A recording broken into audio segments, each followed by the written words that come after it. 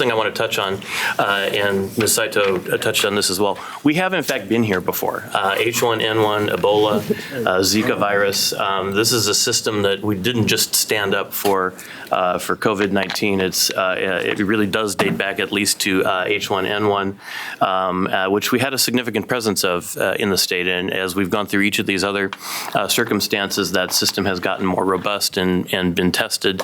And so this is a system that, while it could certainly under certain circumstances become overwhelmed, I don't want to downplay that.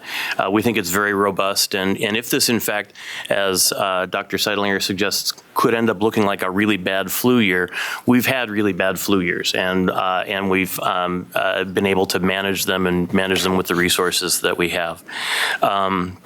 We've got some direct tools to use as well in the event that we were to declare a public health emergency.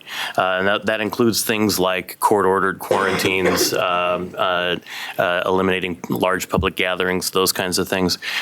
Again, back to history, we've gone through H1N1 and other bad flu years and other diseases without ever needing to get close to triggering those kinds of tools. So while they're out there and available, it would be really extraordinary to need to go to that length. We do have some challenges that we're dealing with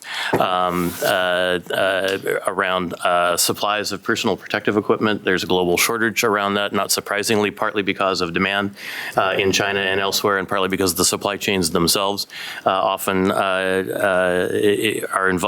involved China. And then right now, as we sit today, our testing needs to be done by Centers for Disease Control and Prevention, which means shipping tests off to Atlanta or samples off to Atlanta for testing, and that creates some time delay. Today, that delay is not terribly significant because the number of tests being performed is pretty low. If that starts to increase, that could become a bigger problem. Now, CDC is working to get testing materials and supplies out into local communities, and we anticipate that shortly. But until that happens, if we end up with an increase based on these new criteria of testing, that could be a bit of a bottleneck. Oh, and then